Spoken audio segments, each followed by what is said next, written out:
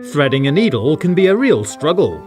Here's a great trick to help you out. Wrap the thread around the back of your hand and over, then gently rub the eye of the needle around on the top of the thread, like this. After a few seconds, it rises up through the eye, and you can carefully pull it through, threading the needle.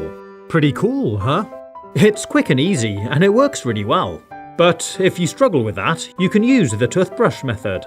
Lie your thread across the bristles of the brush, then simply push your needle down over the top, and the bristles poke the thread up through the eye. Once you've got the loop, just pull it through with your fingers. It's a clever little trick, and if you like this method, why not keep a toothbrush in with your sewing kit? If you find your glasses steam up when you come out of the cold into a warm room, you can try washing them in some warm water and a bit of soap, then gently dab them dry. The soap leaves a thin film on the lenses, which will help prevent them steaming up in the future. If you've got a couple of drinking glasses that are stuck together and you can't separate them, fill the top one with cold water and dip the bottom one in warm water. This will cause it to expand slightly so we can lift out the cooler top glass. If you find your washing up sponge becomes tatty and worn out, you can prolong the life of your next sponge by just cutting it in half, so you've got two smaller sponges to wear out instead. This will save you a bit of money in the long run, and because it's smaller, it's easy to squeeze out all the water so it doesn't go mouldy. If you've got heavy stains, like these tea stains that you struggle to wash off, you can use a little toothpaste on your sponge. This is mildly abrasive and does a really good job of removing stains. Fresh and squeaky clean. You can also use some on an old toothbrush to clean up discoloured tile grouting. It takes a bit of elbow grease, but it makes a huge difference. If your drain is a bit grimy and smelly, you can tip down a couple of spoonfuls of bicarbonate of soda, then pour down a little vinegar. It really foams up and it helps to loosen any grime. Give it a quick brush and a wash down, and it's made a huge difference. You can make an automatic plant waterer by placing a jug of water slightly higher than your houseplant. Then take a ball of yarn and cut off a piece, dunk it in the water to saturate it, then poke one end down into the soil of your plant. I used a skewer to push it in about an inch deep. Now over time, the water will gently trickle down the yarn from the jug, keeping your plant well irrigated. And what's great is you can use the same jug to irrigate more than one plant. Just do the same again with another thread. If you're enjoying this video and you're new here, you might want to subscribe to my channel and click the notification bell so you don't miss my future content. And if you want to help support the channel, you can become a member and get access to perks. Just click the join button to get more details. If you've got a bouquet of flowers that have started to wilt and they look a bit tired, you can revive them and give them a new lease of life. First, drain away the old water, fill the vase up with fresh, and I'm also adding in a couple of teaspoons of sugar. This will help to nourish the flowers. Before we put the flowers back in the vase, cut about an inch off the stalk, but slice it at an angle like this. This helps maximise the surface area for the water to be absorbed. Do this with all the stems, and for the tougher ones like these roses, you can actually slice up into the stem as well. This will help maximise water absorption. Once you've done them all, carefully stand them back up in the vase. Notice how the angular cut really allows water to flow into the stem, as opposed to a flat cut, which can be obstructed by just standing on the base of the vase. Over the next 12 hours, the flowers really did come back to life. They really perked up. And with a little bit of rearranging, there we are. If you're trying to light a match outside, but find it's just too windy to keep it alight, you can prepare a match like this. Use a sharp knife and carefully carve back the four corners of the match just behind the head. Then do it again a second time so it looks like this.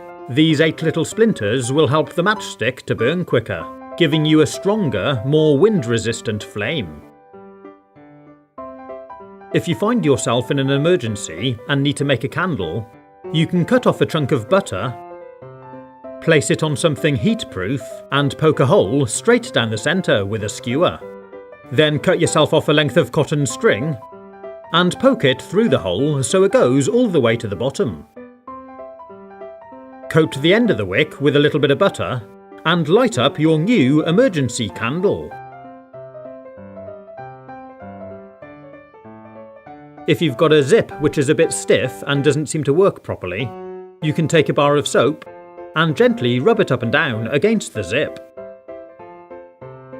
Do both sides, and it'll help to free it up, so once again your zip glides smoothly. If you want to clean fluff off a garment but you haven't got a lint roller, you can make your own out of a roll of tape. Pull off a strip, and instead of cutting it off, wrap it backwards around the roll and stick it to itself like this. Now it's ready to roll over your clothes. You've made your own DIY lint roller. When it's full, just tear off a strip, peel back another one, and it's ready to use again. If someone's got a ring stuck on their finger, it can be a real struggle to remove it. But here's a clever trick. Cut off a length of ribbon, and you may also need a toothpick. Tuck the end of the ribbon underneath the ring, and out of the other side, like this. Then wrap the ribbon around the knuckle, and spiral it down the finger, like this. You don't need to do it tight, and it shouldn't hurt at all. Next, take hold of the ribbon at the other end, and carefully unwind it all the way down the finger. You should find it slowly releases the ring over the knuckle. Keep going until it's nice and loose and you can remove it from the finger. Pretty clever, huh? If you like, you may want to add some washing up liquid or liquid soap to help it slide better over a really tight knuckle. If your shoelace is all frayed and you struggle to thread it through the eyelet of your shoe because it's missing the plastic tip, you can repair your lace with a strip of tape. Wind it tightly around the end to form a new aglet. This'll help stop it fraying more and allow you to easily thread your shoes again.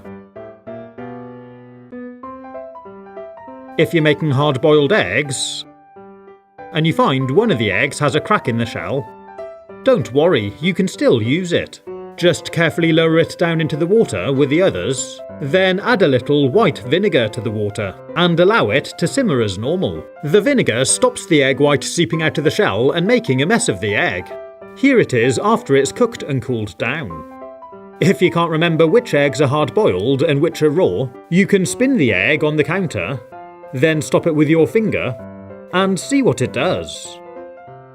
If it stops the egg spinning completely, the egg is hard-boiled, and you can peel it.